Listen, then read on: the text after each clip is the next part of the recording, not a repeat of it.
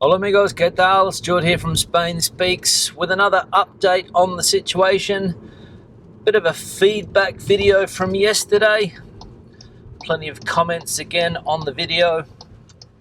And talk about some of the main topics that popped up. A lot of people talking about whether Spain is a police state. We mentioned that there are 40,000 police going to be deployed to main tourist areas this year. And a lot of people against that, a lot of people for that. To be honest, I don't have a problem with that. I don't find the police in Spain to be aggressive, unless of course you do something wrong.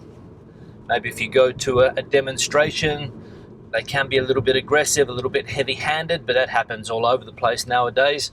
But in general, I find the police here quite good. Civil Guard never had a problem, national police, local police. Of course, I've never had a problem with the law, so that's one of the reasons why I don't have a problem with police, but obviously some people do. And to be honest, I find the police here less strict than they are in Australia. In Western Australia, for example, you could argue that that's almost more of a police state than it is here. Police always giving fines for traffic, always pulling people over, cars, and a lot more heavy-handed in my opinion there than here. But again, as long as you're on the positive side of the law. And the reason that they're going to the tourist resorts, keep tourists safe. Somebody said that maybe crime is going to increase because of the crisis. There'll be more pickpockets, more people stealing things. That could be one of the reasons, but I just think it's to give the impression of a safe country, and I imagine that's one of the main reasons. But again, I wouldn't be worried about going to a place and seeing an extra police presence, because as I said, police are not generally heavy-handed unless you're doing something wrong. Drink driving, for example, drug use, if you are stealing, if you are committing crimes, then you might be a bit worried. Now I'm on my way today to the garden centre. I bought a little olive tree last year and I'm going to replant it. I don't want it to become a huge olive tree.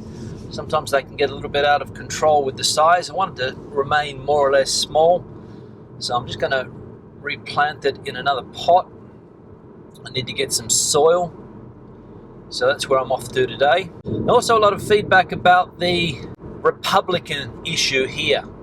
A couple of people were confused, I think, with the Republican Party in the United States. That's not what I was talking about when I said that Podemos is a party that is in favor of a republic. They are a left-wing party, and a lot of its ideas go back to 1936 when Spain was a republic. They want to bring back that type of system, maybe not exactly the same as the one in 1936, but that's definitely on their agenda. A different flag. Also, they want to get rid of the Spanish flag.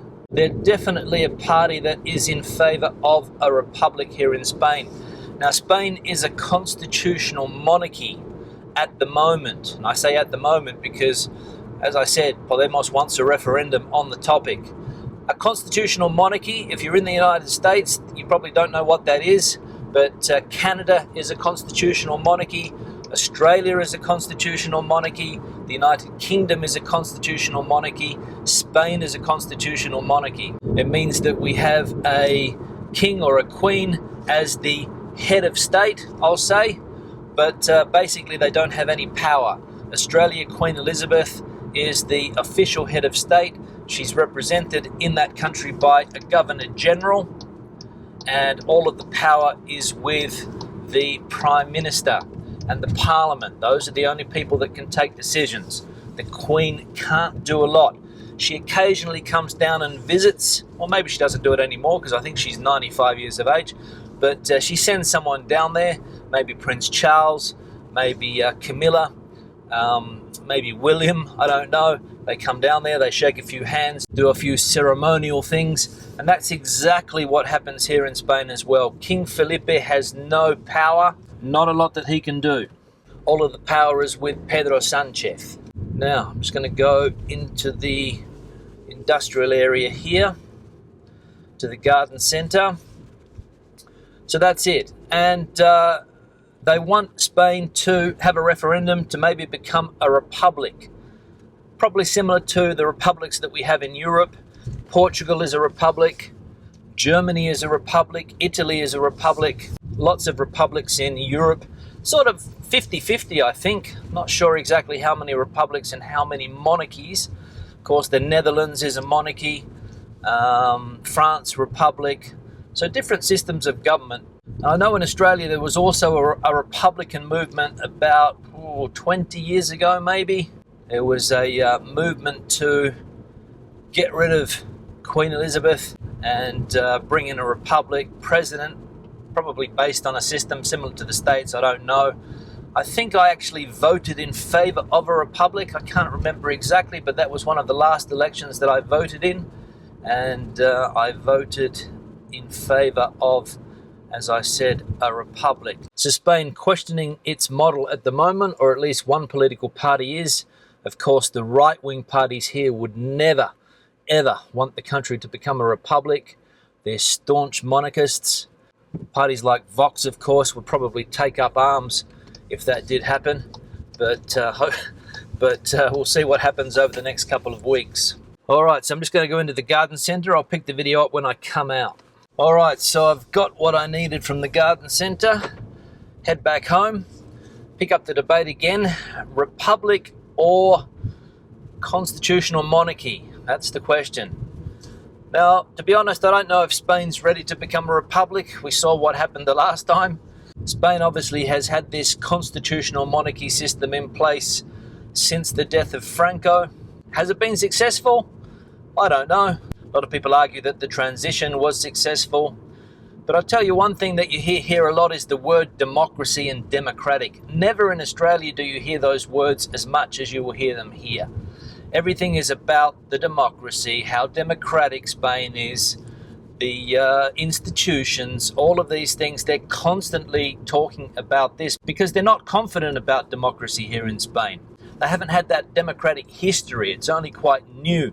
I suppose that's one of the reasons why the word continuously pops up. Doesn't matter what the political party is, they're constantly using the words democracy, democratic, rule of law, all of these things. And politicians are constantly questioning and accusing the opposition parties of not being democratic. Because as I said, I think people are still a bit confused as to what a democracy really is.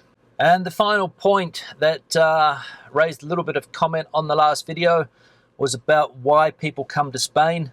Somebody said yesterday that sunshine was one of the key reasons people came to this country. A lot of people saying that they come here for the culture, for the food, for the people. And I would agree with those comments more, that Spain is more than sunshine. In fact, as you know, the north of Spain isn't really famous for its sun. You go to places like that more for nature, for culture, for food.